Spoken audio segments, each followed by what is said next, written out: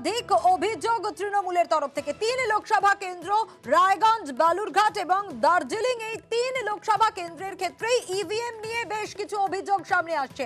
বালুরঘাটে EVM নিয়ে বেশি অভিযোগ রয়েছে। বালুরঘাটে 6টি পঞ্চায়েত নিয়ে অভিযোগ, আর রায়গঞ্জেও ইভিএম নিয়ে অভিযোগ তৃণমূলের তরফ থেকে। 7টা থেকে শুরু হয়েছে ভোট গ্রহণ। আবির আমাদের প্রতিনিধি রয়েছেন আমাদের সঙ্গে। আবির, ইভিএম নিয়ে কিন্তু 3 কেন্দ্র থেকেই নানা অভিযোগ। কি কি অভিযোগ মূলত আসছে?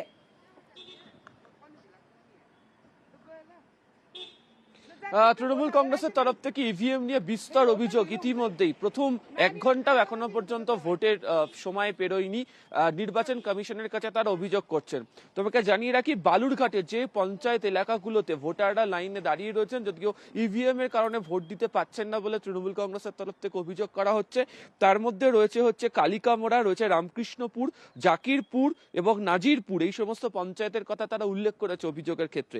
একই সঙ্গে তারা রায়গঞ্জ পুরসভা এলাকার বেশ কতগুলো জায়গার নাম উল্লেখ করেছে এবং গ্রাম পঞ্চায়েতের মধ্যে তারা গোয়ালপুকুর, ডালখোলা 1, রামপুর এবং রসখাওয়া 2 এই সমস্ত জায়গা নিয়ে তারা অভিযোগ করেছে।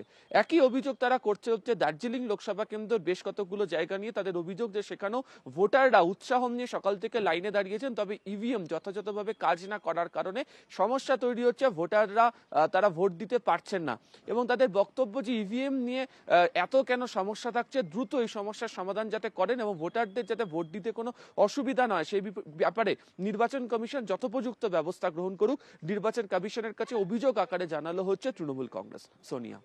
বেশ আবির, 3 লোকসভা কেন্দ্র এবং সেই 3 লোকসভা কেন্দ্র থেকেই কিন্তু ইভিএম নিয়ে একাধিক অভিযোগ তৃণমূলের তরফ থেকে আসছে। 7টা 38 মিনিট হয়েছে, এখনো 1 ঘন্টা হয়নি। বালুরঘাটে ইভিএম নিয়ে বেশি অভিযোগ রয়েছে। বালুরঘাটে 6টি পঞ্চায়েত নিয়ে অভিযোগ রয়েছে।